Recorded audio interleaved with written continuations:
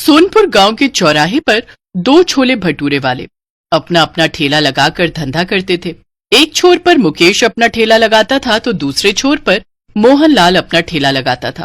अरे मोहनलाल सेठ, एक प्लेट बढ़िया छोले भटूरे लगाना। अरे एक प्लेट क्या, 2 प्लेट मस्त छोले भटूरे लगवाता हूँ। अरे नहीं नहीं सेठ जी, एक ही बहुत है। मोहनलाल के ठेले पर लड़के काम करते थे। एक बर्तन धोता था तो दूसरा ग्राहकों को संभालता था। सब कुछ ठीक ठाक चल रहा था।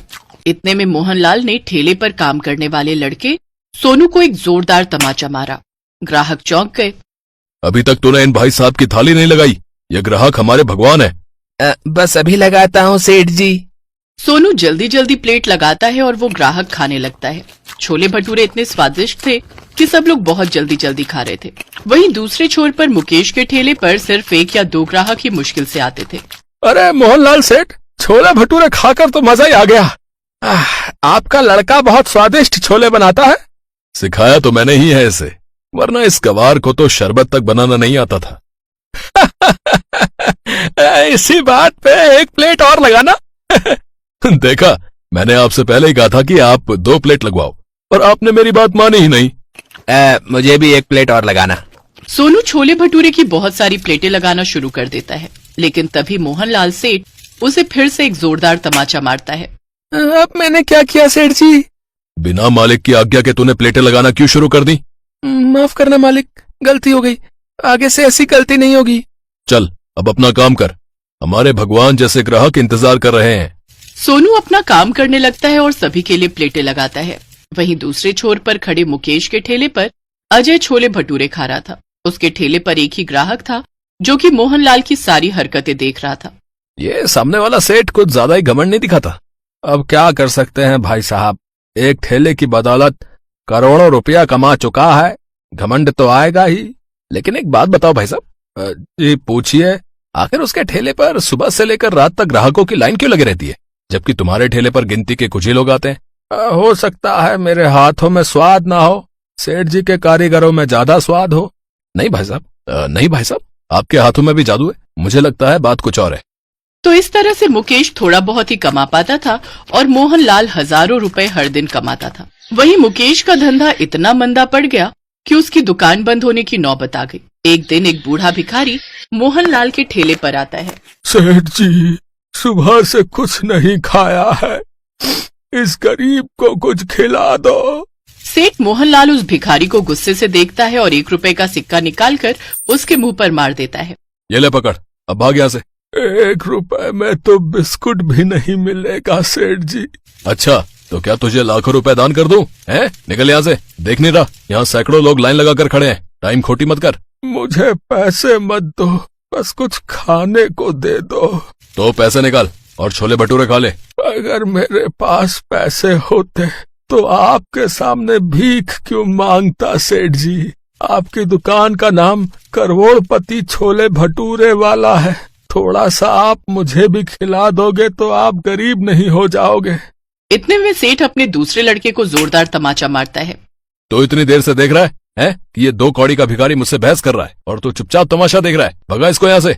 वो लड़का भिखारी के पास जाता है और चुपके से उसके कान में बोलता है, बाबा आप यहाँ से चले जाओ, वरना आपके चक्कर में मेरी नौकरी चली जाएगी। वैसे भी आजकल बेरोजगारी इतनी है कि नया काम मिलना बहुत मुश्किल हो गया है। मैं अपने सेठ की तरफ से आपसे माफी मांगता हूँ बाबा। कोई बात नहीं बेटा, तुम सब लड़के एक दिन बहुत तरक्की करोगे।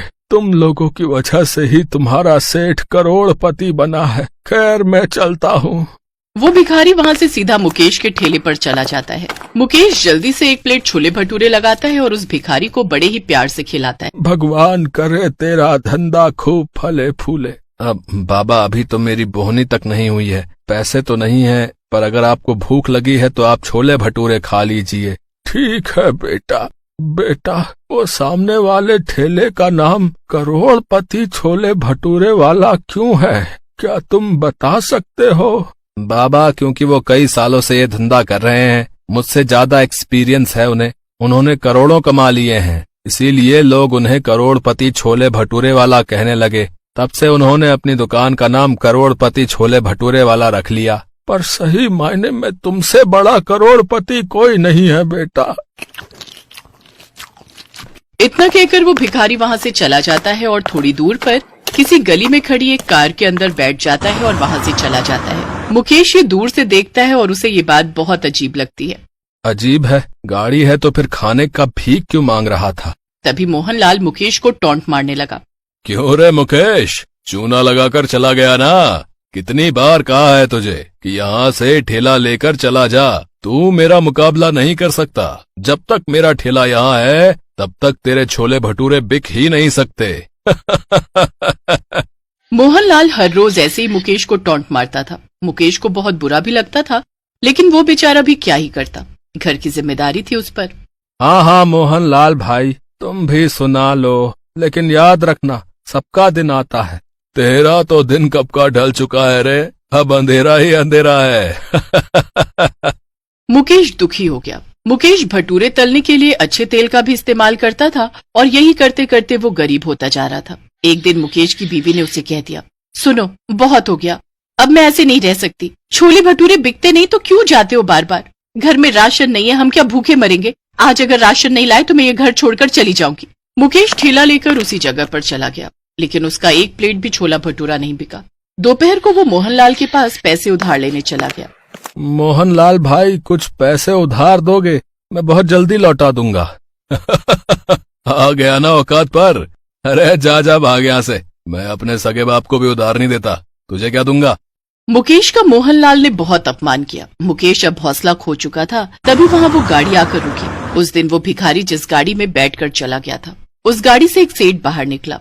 वो सेठ सूट बूट में था। उसे देखकर ही लग रहा था कि वो सिर्फ करोड़पति नहीं, अरबपति है। मोहनलाल ने सोचा कि वो अमीर सेठ उसी के ठेले पर आ रहे थे, लेकिन वो सेठ मुकेश के पास चले गए। पहचान रहे हो मुझे?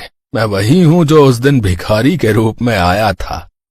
अरे हाँ हाँ, आप तो बड़े साहब निकले, लेकिन मेरे पास क्यों आए हो सेठ? और उस दिन वो भिखारी बन के? बताता हूँ, असल में मैं एक बहुत बड़ा बिजनेसमैन हूँ, बहुत सारा बिजनेस है मेरा। अब मैं छोले भटूरे का फ्रेंचाइजी खोलना चाहता हूँ, लेकिन छोले भटूरे के बारे में मैं कुछ नहीं जानता। इसीलिए मैं उस दिन छोले भटूरे खाने निकला था। भिखारी के रूप में इसलिए निकला था क्योंकि गरीब बनकर ही लोगों के नियत का पता चलता है। मैं घमंडी लोगों के साथ व्यापार नहीं करता। तुमने मुझे प्यार से खाना खिलाया, इसीलिए मैं तुम्हारे साथ पार्टनरशिप करना चाहता हूँ। लेकिन मेरे छोले भटूरे से ज्यादा स्वादिष्ट तो मोहनलाल सेठ के छोले भटूरे हैं। वो पुराना तेल इस्तेमाल करता है, साथ में कुछ ऊट पटांग चीजें भी डालता है, जिससे हेल्थ खराब होती है। मेरी दुकान में अमीर लोग खाने के लिए आएंगे, उन्हें टेस्ट के साथ साथ हेल्थ भी चाहिए। मुकेश अब राजी हो गया, उसे बस देखभाल करनी थी। सेठ ने उसी वक्त उसे लाखों का चेक दिया और कुछ ही दिनों में वहीं पर छोले भटूरे का एक चकाचक दुकान खुल गई।